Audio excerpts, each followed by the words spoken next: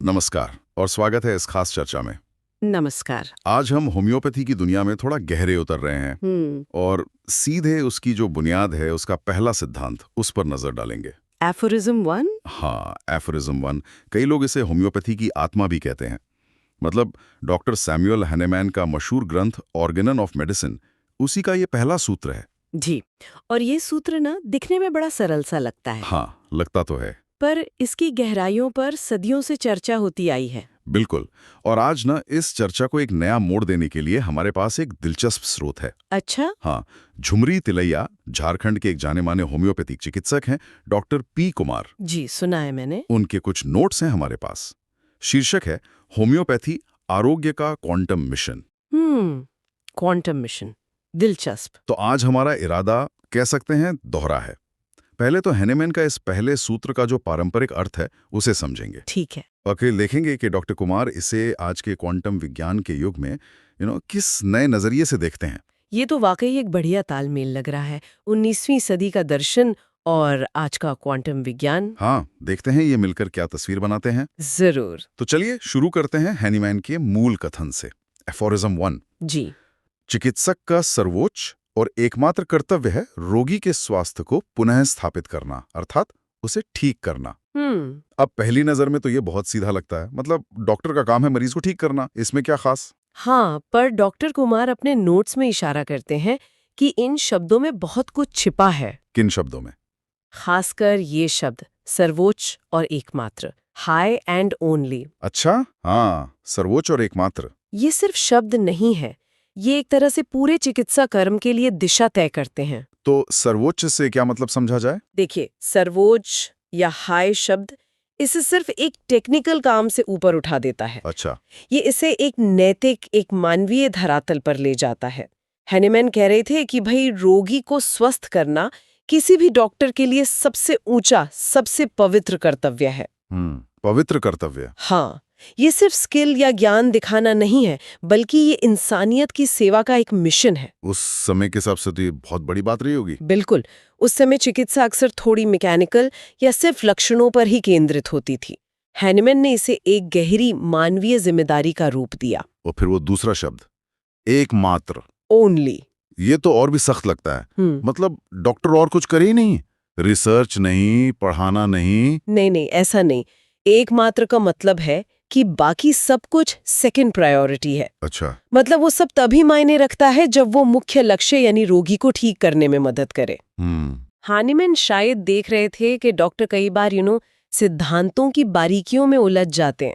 हाँ, या अकादमिक बहसों में। बिल्कुल, या सिर्फ नाम कमाने की होड़ में, और जो असली मकसद है वो पीछे छूट जाता है। तो वन ओनली एक तरह की चेतावनी है। हाँ, एक फोकस है कि भाई तुम्हारा पहला और आखिरी मूल्यांकन इसी बात पर होगा कि तुमने रोगी को वापस सेहतमंद बनाया या नहीं।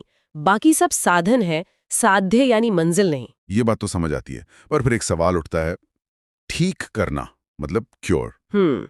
इससे हैनेमैन का ठीक ठीक मतलब क्या था? क्या बस लक्षण चले गए तो हो गया ठीक? देखिए, यहीं पर हैनेमैन का एक और बहुत महत्वपूर्ण योगदान आता है। क्या? उन्होंने ठीक करने और सिर्फ राहत देने, रिलीफ या पैलिएशन के बीच एक साफ लकीर खींची। अच्छा, क्योर और रिलीफ में फर्क। जी। उनके हिसाब से असली क्योर ऊपरी नहीं होता, ये सिर्फ दर्द कम कर देना या मान लीजिए कोई एक लक्षण दबा देना नहीं है। तो फिर क्या है? असली क्योर है रोग का जो मूल कारण है, जो अंदरूनी असंतुलन है, उसको ठीक करना, जिसके कारण वो लक्षण पैदा हो रहे हैं। जड़ को पकड़ना। बिल्कुल। क्योर का मतलब है स्वास्थ्य की वो पूरी स्थिति वापस लाना, जिसमें शरीर और मन फिर से तालमेल में काम कर सके। अच्छा, तो जैसे मान लीजिए किसी को स्किन पे कोई प्रॉब्लम है, हाँ, तो सिर्फ कोई क्रीम लगाकर उसे दबा देना वो राहत हुई। हाँ, वो राहत हो सकती है। लेकिन इलाज या क्योर तब होगा जब अंदर का कारण ठीक हो, ताकि वो प्रॉब्लम बार बार ना हो। बिल्कुल सही उदाहरण दिया आपने, एकदम सही। हैनीमैन का यही मानना था कि जब तक वो अंदरूनी गड़बड़ी ठीक नहीं होती, जिसे वे डायनामिक या ऊर्जा स्तर का असंतुलन कहते थे। हाँ, वाइटल फोर्स। जी, वाइटल फोर्स। जब तक वो ठीक नहीं होती, तब तक स्थायी स्वास्थ्य नहीं मिल सकता। तो ये तो ज्यादा मुश्किल काम हुआ फिर। है तो चुनौतीपूर्ण, इसीलिए ठीक करना सिर्फ डॉक्टर की टेक्निकल काबिलियत नहीं मांगता। तो और क्या चाहिए? ये उसकी गहरी समझ, उसका धैर्य और रोगी के प्रति एक नैतिक प्रतिबद्धता, एक कमिटमेंट भी मांगता है।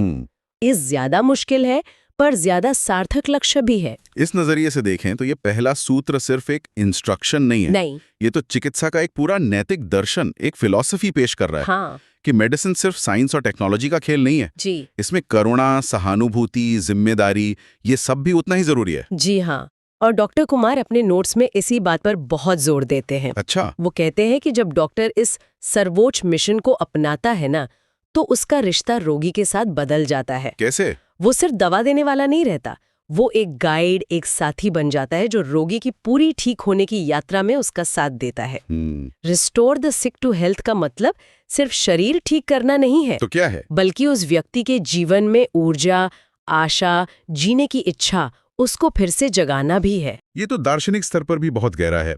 स्वास्थ्य को पुनः स्थापित करना। हाँ। इसका मतलब ये हुआ कि स्वास्थ्य हमारी स्वाभाविक स्थिति है, जो बीमारी की वजह से कहीं छिप गई है या खो गई है। बिल्कुल। डॉक्टर का काम कुछ नया बनाना नहीं है, बल्कि उस स्वाभाविक स्थिति को वापस लाना है, उसे उजागर करना है। ये चिकित्सा को एक तरह की कला का दर्जा देता है, प्रकृति के साथ मिलकर काम करने की कला। सही कहा। तो संक्षेप में कहें तो एफोरिज्म 1 की जो क्लासिकल व्याख्या है, हाँ। वो डॉक्टर को उसका परम लक्ष्य याद दिलाती है। जी। रोगी की पूरी सेहत। जी। ये लक्ष्य नैतिक रूप से सबसे ऊंचा है और बाकी सब कामों पर हावी होना चाहिए। बिल्कुल। और ठीक करने का मतलब है गहरा, स्थायी स्वास्थ्य लाभ, ना कि सिर्फ ऊपरी लक्षणों को दबाना। सही। ये वो नींव का पत्थर है जिस पर होम्योपैथी का कह सकते हैं पूरा ढांचा खड़ा है। यहाँ तक तो बात हुई हैनिमन के मूल विचार की। लेकिन अब आता है वो हिस्सा जहां डॉक्टर पी कुमार एक बिल्कुल नया आयाम, एक नया एंगल जोड़ते हैं। हाँ, ये क्वांटम वाला। हाँ, उनका कहना है कि हैनिमन के ये विचार जो करीब 2 सदी पहले दिए गए थे, वो आज के क्वांटम विज्ञान की रोशनी में और भी ज्यादा रिलेवेंट और पावरफुल नजर आते हैं। अच्छा। वो एफोरिज्म 1 को ही एक ऐसे दरवाजे की तरह देखते हैं जहां से होम्योपैथी की फिलॉसफी शुरू होती है, और कहते हैं कि इसे आज की वैज्ञानिक भाषा में समझने की जरूरत है। क्वांटम फिजिक्स और होम्योपैथी, ये दोनों जुड़ते कैसे हैं? ये सुन के थोड़ी हैरानी होती है। हाँ, होती है। ये कनेक्शन पहली नजर में शायद थोड़ा चौंकाने वाला लगे, लेकिन डॉक्टर कुमार इसके लिए कुछ तर्क देते हैं। क्या तर्क हैं? उनका पहला पॉइंट हैनिमन के स्वास्थ्य को पुनः स्थापित करना, रिस्टोर टू हेल्थ वाक्य से जुड़ा है। अच्छा। वो पूछते हैं, आज के क्वांटम युग में स्वास्थ्य का क्या मतलब हो सकता है? हाँ, पारंपरिक रूप से तो हम सोचते हैं कि अंग ठीक से काम कर रहे हैं तो स्वस्थ हैं। जी। लेकिन क्वांटम बायोलॉजी, जो एक नया उभरता हुआ फील्ड है, क्वांटम बायोलॉजी? हाँ, वो जीवन को मॉलिक्यूलर और एटॉमिक लेवल पर ऊर्जा और सूचना के प्रवाह के रूप में देखता है। ओके। ऊर्जा और सूचना का प्रवाह। तो इस नजरिए से डॉक्टर कुमार प्रस्ताव रखते हैं कि स्वास्थ्य को ऊर्जा का क्वांटम संतुलन या क्वांटम कोहेरेंस। क्वांटम कोहेरेंस, ये सुनने में थोड़ा भारी शब्द लगता है। सरल भाषा में क्या मतलब है इसका? कोहेरेंस का सीधा मतलब है तालमेल या सामंजस्य। तालमेल। हाँ, सोचिए एक बड़ा ऑर्केस्ट्रा है, सैकड़ों लोग बाजे बजा रहे हैं। ठीक है। जब वो सब सही सुर और लय में होते हैं तो एक सुंदर हार्मोनियस संगीत बनता है, वो है कोहेरेंस। लेकिन अगर कुछ लोग बेसुरे हो जाएं या अपनी मर्जी से बजाने लगें तो संगीत कैसा होगा? कर्कश, बिखरा हुआ। बिल्कुल। डॉक्टर कुमार का तर्क है कि क्वांटम लेवल पे हमारा शरीर भी कुछ ऐसा ही है। हमारी कोशिकाएं, अणु सब एक खास फ्रीक्वेंसी पे वाइब्रेट करते हैं, एक सूक्ष्म ऊर्जा का संगीत बनाते हैं। अच्छा। जब ये पूरा सिस्टम कोहेरेंट होता है, यानी तालमेल में होता है, तो हम स्वस्थ होते हैं। और जब तालमेल बिगड़ता है? जब ये तालमेल बिगड़ता है, ऊर्जा का प्रवाह रुकता है, तो बीमारी पैदा होती है। ओह, तो इस नजरिए से रिस्टोर टू हेल्थ का मतलब हुआ शरीर के उस बिगड़े हुए ऑर्केस्ट्रा को, उस बिखरी हुई ऊर्जा को वापस सुर और ताल में लाना। हाँ, उसकी मूल क्वांटम फ्रीक्वेंसी पर वापस लाना। बिल्कुल। डॉक्टर कुमार के अनुसार ये क्वांटम दृष्टिकोण हैनिमन की सोच को एक नई भाषा, एक नया फ्रेमवर्क देता है।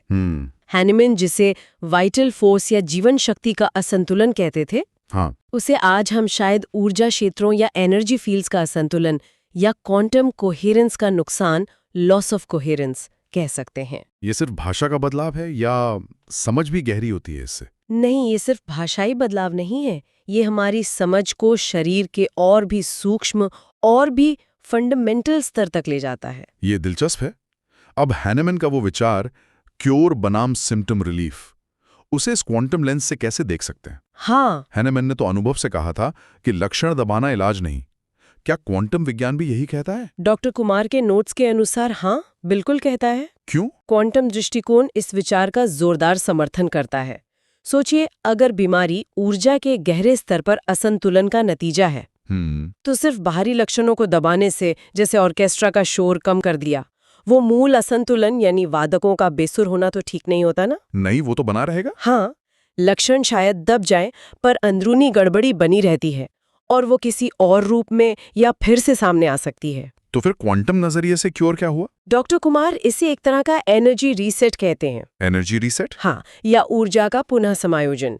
इसका मतलब है शरीर, मन, चेतना का जो पूरा सिस्टम है, उसमें ऊर्जा की प्रवाह को फिर से संतुलित करना। अच्छा। ताकि शरीर अपनी स्वाभाविक कोहेरेंट अवस्था में लौट सके। ये सिर्फ किसी एक पुर्जे को ठीक करना नहीं है, ये पूरे सिस्टम की लय को वापस लाना है। और यहीं पे शायद होम्योपैथी की दवाओं की भूमिका आती है। हाँ, ये उनका एक महत्वपूर्ण प्रस्ताव है। डॉक्टर कुमार का मानना है कि ये जो बहुत ही सूक्ष्म दवाएं होती हैं, अतितनु, जी, हाईली डाइल्यूटेड एंड पोटेंशियाइज्ड, हाँ, वो शायद क्वांटम इन्फॉर्मेशन या ऊर्जा स्तर पर एक सही संकेत की तरह काम करती हैं। हाँ, उनका विचार कुछ ऐसा ही है कि ये दवाएं भौतिक पदार्थ के रूप में शायद कम काम करती हैं और ऊर्जा या सूचना के एक पैटर्न के रूप में ज्यादा। अच्छा, सूचना का पैटर्न? हाँ, वे तर्क देते हैं कि ये दवाएं शरीर की ऊर्जा प्रणाली को एक तरह का ब्लूप्रिंट या सही फ्रीक्वेंसी का सिग्नल देती हैं, जिससे शरीर अपनी खोई हुई कोहेरेंस या तालमेल को फिर से पा सके। ये दवा सीधे किसी केमिकल एक्शन से लक्षण नहीं दबाती, बल्कि शरीर की अपनी जो सेल्फ हीलिंग प्रणाली है, उसे उत्तेजित करती है, उसे जगाती है। एक आकर्षक विचार है तो आकर्षक, पर यह ध्यान रखना जरूरी है कि ये क्वांटम व्याख्या अभी भी शोध और बहस का विषय है। हाँ बिल्कुल, ये एक दृष्टिकोण है। जी, एक नया दृष्टिकोण। ये तो वाकई सोचने पर मजबूर करता है। अब हैनेमैन के हाई मिशन यानी सर्वोच्च कर्तव्य पर आते हैं। क्वांटम दृष्टिकोण इससे कैसे दिखता है? क्या ये सिर्फ शरीर की ऊर्जा ठीक करना है? नहीं, डॉक्टर कुमार इसे और भी व्यापक और भी होलिस्टिक बनाते हैं। कैसे? देखिए, क्वांटम विज्ञान हमें बताता है कि ब्रह्मांड में सब कुछ जुड़ा हुआ है, इंटरकनेक्टेड है, और चेतना, कॉन्शियसनेस की भूमिका भी शायद महत्वपूर्ण है। चेतना की भूमिका? हाँ, इस नजरिए से इंसान सिर्फ एक फिजिकल बॉडी नहीं है। तो क्या है? वो एक जटिल होलोग्राफिक अस्तित्व है। होलोग्राफिक? जैसे वो 3D तस्वीरें होती हैं? कुछ वैसा ही, मतलब जिसमें शरीर, मन और चेतना आपस में गुंथे हुए हैं। और माना जाता है कि रोग सिर्फ शरीर में नहीं उपजता। तो कहाँ? वो हमारे विचारों, हमारी भावनाओं और हमारी चेतना के एक क्षेत्र, कॉन्शियसनेस फील्ड में जो गहरे असंतुलन होते हैं, उनसे भी जुड़ा हो सकता है। होलोग्राफिक अस्तित्व, चेतना का क्षेत्र, ये तो और भी गहरा जा रहा है। हाँ, इसका मतलब है कि हम सिर्फ अपने हिस्सों का जोड़ नहीं है। जैसे होलोग्राम के हर टुकड़े में पूरी तस्वीर होती है, वैसे ही शायद हमारे हर हिस्से में पूरे अस्तित्व की जानकारी है।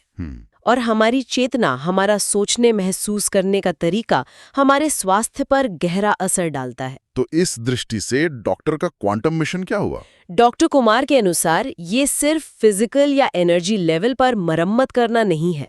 तो क्या है? ये रोगी के भीतर उस मूल आवृत्ति, उस स्वाभाविक लय को फिर से जगाना है, जिस पर उसका पूरा अस्तित्व, शरीर, मन और चेतना स्वाभाविक रूप से वाइब्रेट करता है, यानी रेजोनेंस में आता है। रेजोनेंस? जैसे वो गिटार वाला उदाहरण होता है ना, एक तार छेड़ो तो पास रखा दूसरा गिटार भी उसी सुर में बजने लगता है। बिल्कुल वैसा ही। स्वास्थ्य की स्थिति में हमारा पूरा सिस्टम एक खास हार्मोनियस फ्रीक्वेंसी पर रेजोनेंट होता है।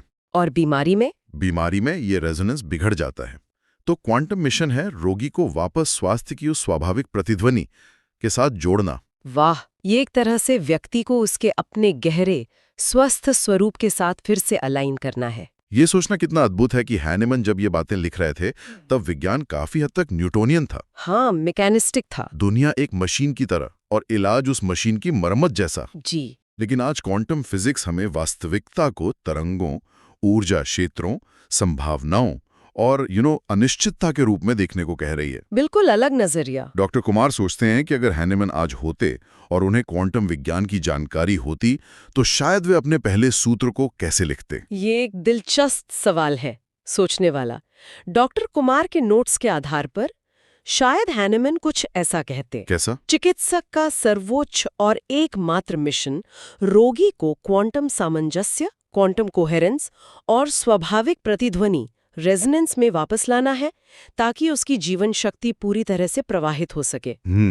ये सिर्फ शब्दों का हेरफेर नहीं लगता? नहीं, ये स्वास्थ्य और चिकित्सा की एक ज्यादा गहरी, ज्यादा इंटीग्रेटेड समझ की ओर इशारा करता है। इस क्वांटम दृष्टिकोण में मानवीय और चेतनात्मक पहलू कितना महत्वपूर्ण हो जाता है? बहुत ज्यादा। क्योर का मतलब सिर्फ बीमारी का न होना नहीं रह जाता, नहीं, बल्कि व्यक्ति का अपनी पूरी क्षमता शारीरिक, मानसिक, भावनात्मक और शायद आध्यात्मिक भी के साथ जीना बन जाता है। निश्चित रूप से। और देखिए, आज न्यूरोसाइंस भी मान रहा है कि हमारे विचार, हमारी भावनाएं, हमारे विश्वास, हाँ, ये सब हमारे मस्तिष्क की कार्य प्रणाली को और यहाँ तक कि हमारे जीन एक्सप्रेशन को भी प्रभावित कर सकते हैं। जीन एक्सप्रेशन को भी? जी हाँ, और ब्रेन में होने वाली प्रक्रियाओं को भी अब क्वांटम स्तर पर समझने की कोशिश हो रही है। Quantum brain dynamics. अच्छा। तो मानसिक और भावनात्मक स्वास्थ्य का हमारे समग्र क्वांटम संतुलन से गहरा रिश्ता है। तो क्या ये कहा जा सकता है कि इस नजरिए से होम्योपैथी या दूसरी जो होलिस्टिक चिकित्सा पद्धतियां हैं, हाँ, उनका लक्ष्य व्यक्ति के अंदर छुपी हुई एक तरह की क्वांटम इंटेलिजेंस को जगाना है? हाँ, वो गहरी बुद्धिमत्ता जो शरीर को खुद ही ठीक करने की ताकत देती है? हाँ। डॉक्टर कुमार इसी क्वांटम इंटेलिजेंस या जीवन की क्वांटम बुद्धि की बात करते हैं। उनका मानना है कि हर जीवित प्राणी में सेल्फ ऑर्गेनाइजेशन और सेल्फ हीलिंग की अद्भुत क्षमता होती है, अंदरूनी बुद्धिमत्ता होती है। और ये क्षमता शायद क्वांटम स्तर पर सूचना और ऊर्जा के सही प्रवाह पर निर्भर करती है। तो समग्र चिकित्सा पद्धतियां क्या करती हैं? वो शायद इसी आंतरिक बुद्धिमत्ता को स्टिम्युलेट करती हैं, उसे जगाती हैं, चाहे वो होम्योपैथी हो, आयुर्वेद हो, योग हो। ताकि शरीर अपनी खोई हुई लय और संतुलन को फिर से पा सके। बिल्कुल, वे बाहर से कुछ थोपती नहीं, बल्कि अंदर की क्षमता को जगाती हैं। तो इस पूरी चर्चा के बाद डॉक्टर पी कुमार आज के संदर्भ में एफोरिज्म 1 को किस तरह से परिभाषित करते हैं? क्या उनके नोट्स में इसकी कोई नई परिभाषा दी है उन्होंने? हाँ, उन्होंने हैनीमैन के मूल भाव को तो सुरक्षित रखा है, लेकिन उसे क्वांटम भाषा में ढालने की कोशिश की है। क्या है वो परिभाषा? उनके नोट्स में एक पुनः परिभाषा मिलती है जो कुछ इस तरह है। बताइए। सच्चे चिकित्सक का सर्वोच्च और एकमात्र उद्देश्य है कि वह रोगी के जीवन तंत्र, लिविंग सिस्टम में खोई हुई क्वांटम समरसता, क्वांटम कोहेरेंस और स्वाभाविक प्रतिध्वनि, नेचुरल रेजोनेंस को पुनः स्थापित करे। और आगे? केवल सतही लक्षणों को दबाना सच्ची चिकित्सा नहीं, बल्कि जीवन की उस गहरी क्वांटम बुद्धि, क्वांटम इंटेलिजेंस को जागृत करना है जो स्वतः ही स्वास्थ्य की ओर ले जाती है। वाह, ये परिभाषा पारंपरिक ज्ञान और आधुनिक विज्ञान के बीच एक पुल बनाने की कोशिश करती है। हाँ, एक सिंथेसिस की कोशिश है। तो आज हमने एक यात्रा की, हैनीमैन के होम्योपैथी के पहले और सबसे महत्वपूर्ण सिद्धांत से शुरू किया। जी, एफोरिज्म 1 से। उसके पारंपरिक अर्थ को समझा, देखा कि कैसे ये सिद्धांत डॉक्टर को उसके परम लक्ष्य, रोगी को पूरी तरह स्वस्थ करने की याद दिलाता है और उसे एक नैतिक और मानवीय मिशन का दर्जा देता है। बिल्कुल। और फिर हमने डॉक्टर पी कुमार के नोट्स के जरिए देखा हाँ, कि कैसे इस सदियों पुराने विचार को आज के क्वांटम विज्ञान के नजरिए से एक नई गहराई, एक नई प्रासंगिकता मिल सकती है। जी।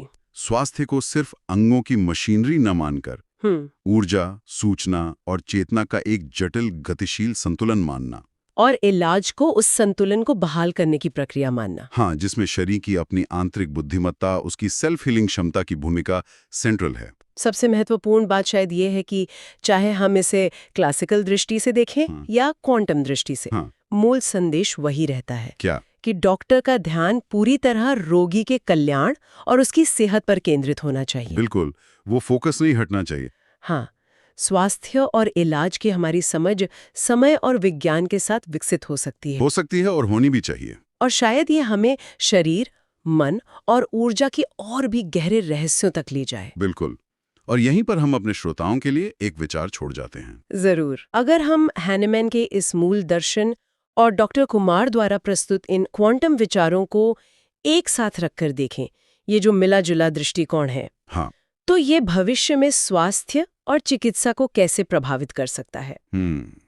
अच्छा सवाल है। क्या ये हमें सभी तरह की चिकित्सा पद्धतियों, चाहे वो एलोपैथी हो, होम्योपैथी हो, आयुर्वेद हो या कोई और, क्या उन सब में मन, शरीर और ऊर्जा के बीच के संबंध को बेहतर ढंग से समझने और उसका उपयोग करने में मदद कर सकता है? ये सोचने वाली बात है। हाँ, ये सवाल निश्चित रूप से आगे की खोज और चिंतन के लिए खुला है। इस दिलचस्प और गहरी चर्चा का हिस्सा बनने के लिए आपका बहुत बहुत धन्यवाद। धन्यवाद।